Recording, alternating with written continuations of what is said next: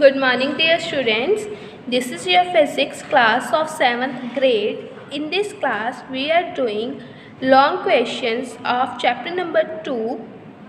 After learning, do this work on practice notebook.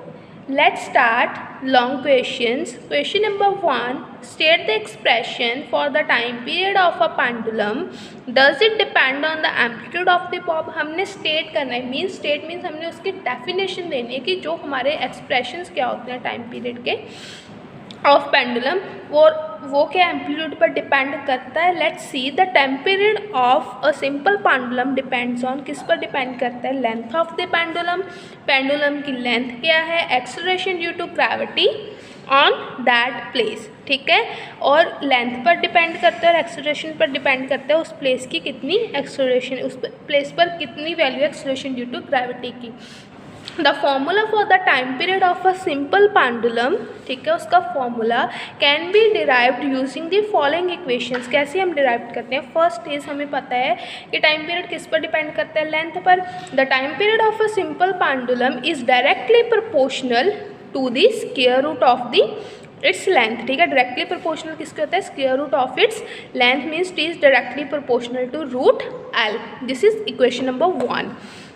And equation number 2, the time period of a simple pendulum directly proportional होता है length के and inversely proportional to the square root of acceleration due to gravity at that place. ठीक है, उसके किसके होता है, the time period of a simple pendulum is inversely proportional to the square root of the acceleration at that place. ठीक है, उसे हम कैसे डिनोट करेंगे.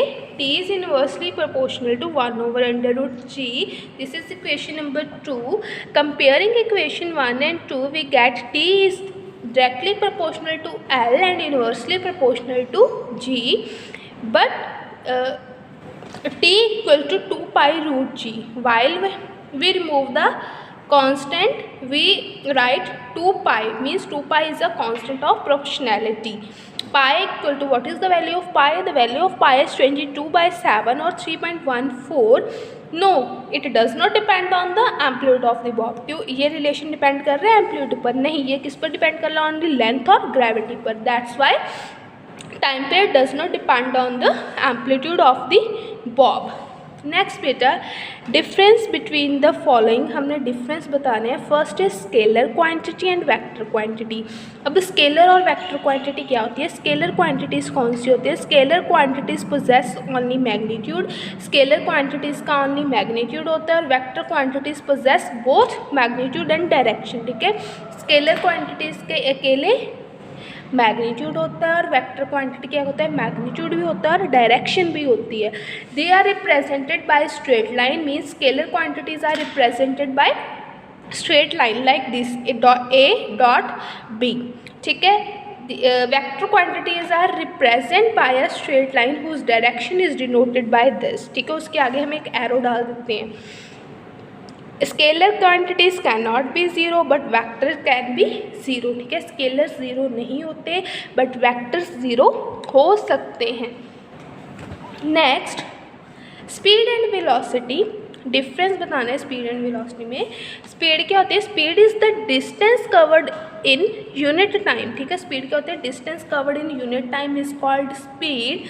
और वेलोसिटी क्या होती है, rate of change of displacement is called velocity. Velocity is the rate of displacement. ठीक है, speed is a scalar quantity. Speed कौन सी क्वांटिटी है, scalar. And velocity is a vector quantity.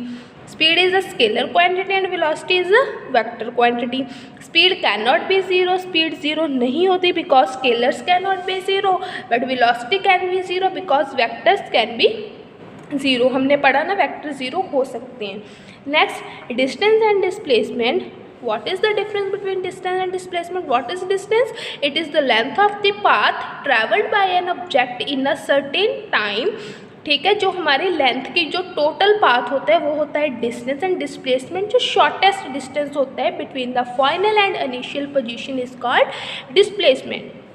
जो डिस्टेंस होता है वो होती है scalar quantity and vector is and displacement is a vector quantity. Distance is a scalar quantity and displacement is a vector quantity. Distance it depends on the path followed by an object. Distance इस पर depend करता है कि कितना object ने path follow किया। और displacement it does not depend on the path followed by the object, ठीक है, वो उस पर डिपेंड नहीं करता कि कितना ऑब्जेक्ट ने पाथ फॉलो किया। It is always, distance is always positive, distance हमेशा पॉजिटिव होता है, ठीक है। डिस्टेंस स्केलर क्वांटिटी है, वो हमेशा पॉजिटिव रहेगी। जिसमें डायरेक्शन आ जाती है वो नेगेटिव भी हो सकता है। So displacement can be positive and negative depending on its direction, ठीक है। जो डिस्प्लेसमेंट है वो पॉजिटिव भी हो सकती है, नेगेटिव भी हो सकती है, depend on its direction, right. Next pattern numericals, ठीक है, of this chapter. Solve the following numericals, ठीक है, हमने न्यूमेरिकल्स सॉल्व करने हैं। A man riding a scooter travels a distance of 50 metre in 20 second, ठीक है। एक आदमी राइड कर रहा है स्कूटर, वो ट्रैवल करता है distance of 50 metres in 20 second. What is the speed of the scooter, अब स्पीड क्या होती है स्कूटर की। According to question distance equal to 50 metre, time equal to 20 second, ठीक है। डिस्टेंस कितना होता है 50 मीटर और टाइम इक्वल टू 20 सेकेंड, ठीक है। Speed, what is the formula of the speed, speed is distance upon time. Just write down the value of distance and time, you get the value of speed, right.